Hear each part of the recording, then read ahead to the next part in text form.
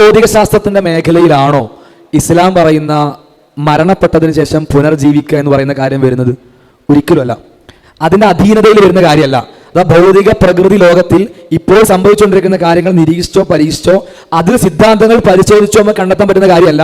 അള്ളാഹു ഭാവിയിൽ സംവിധാനിച്ച മരിച്ചവരെ എഴുന്നേൽപ്പിക്കുക, ജീവിപ്പിക്കുക എന്ന് പറയുന്ന കാര്യം ഒന്ന്. ഇനി രണ്ട്, ശാസ്ത്രം ഇപ്പോൾ പറയുന്ന കാര്യം വെച്ച് നമുക്കിത് അസാധ്യമായിട്ട് തോന്നുമോ, അസാധ്യമായിട്ട് മനസ്സിലാക്കാൻ പറ്റുമോ? ശാസ്ത്രത്തിന്റെ വളർച്ച നോക്കിയാൽ നമുക്ക് ഇത് ഒരു നിലക്കും അസാധ്യമാണെന്ന് പറയാൻ കഴിയില്ല എന്ന് മാത്രമല്ല, അതിന്റെ സാധ്യതയുടെ അളവ് നമുക്ക് കൂടിയായിട്ട് മനസ്സിലാക്കാൻ പറ്റും. എത്രത്തോളം നമുക്ക് പഠിച്ചവർക്ക് വ്യക്തമാക്കി തരുന്നത്, ഇന്ന് ക്ലോണിംഗ് എന്ന് പറയുന്ന സംവിധാനമുണ്ട്. ക്ലോണിംഗ് എന്ന് പറഞ്ഞാൽ ഒരു ജീവിയിൽ നിന്ന് അതേപോലത്തെ മറ്റൊരു ജീവി ഉണ്ടാക്കിയെടുക്കാൻ പറ്റും. ആ ജീവിയുടെ ചില സെല്ലുകൾ കിട്ടിയാൽ മതി, അല്ലെങ്കിൽ ആ ജീവിയുടെ DNA കുറച്ച് സാമ്പിളുകൾ കിട്ടിയാൽ മതി. ആ സാമ്പിളുകളിൽ നിന്ന് അതേപോലെ ഒരു വ്യത്യാസവുമില്ലാത്ത വേറൊരു ജീവി ഉണ്ടാക്കിയെടുക്കാൻ പറ്റും ക്ലോണിങ്ങിലൂടെ. അത് ഒരുപാട് മൃഗങ്ങളിലൊക്കെ അത്തരം ചെയ്യുന്നതായിട്ട് നമുക്ക് കാണാൻ കഴിയും. മനുഷ്യരിൽ ചെയ്യുന്നതുമായിട്ട് ബന്ധപ്പെട്ട് നമുക്ക് വലിയ പഠനങ്ങളൊന്നും ഇത് കാണാൻ കഴിയില്ല. അത് അണത്തിക്കലായി അല്ലെങ്കിൽ നിയമവിരുദ്ധമായിട്ട് കൂടി ആ പരീക്ഷണങ്ങളെ കൂടി മാറ്റി വെച്ചിട്ടുണ്ട്.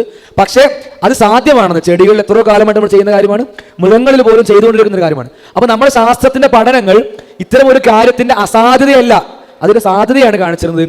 മറ്റൊന്ന്, അള്ളാഹുവിന്റെ നമ്മുടെ ഭൗതിക സംവിധാനത്തിനുള്ളിലുള്ള എക്സ്ട്രാ ഇടപെടലുകൾ, അധിക ഇടപെടലുകൾ, അത് മുഅ്ജിസത്താവാം, കറാമത്താവാം, അല്ലെങ്കിൽ ഇത്തരത്തിലുള്ള പരലോകവുമായിട്ട് ബന്ധപ്പെട്ട ഇഹലോകത്തിന് അപ്പുറത്തുള്ള കാര്യങ്ങളാവാം.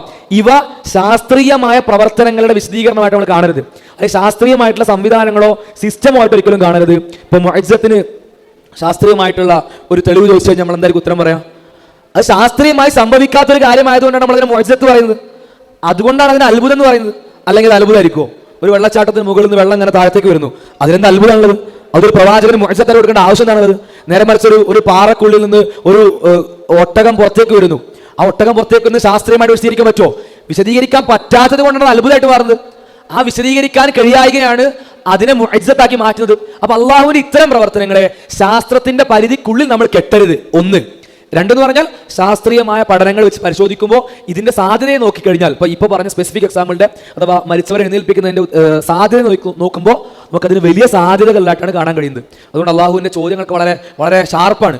ഈ തുരുമ്പിച്ച എല്ലുകളിൽ നിന്ന്, മണ്ണിൽ അലിഞ്ഞു പോയവരിൽ നിന്ന്, അവരിൽ നിന്ന് എങ്ങനെയാണ് നിങ്ങൾ ഉയർത്തെഴുന്നേൽക്കുമെന്ന് പറയുന്നത്?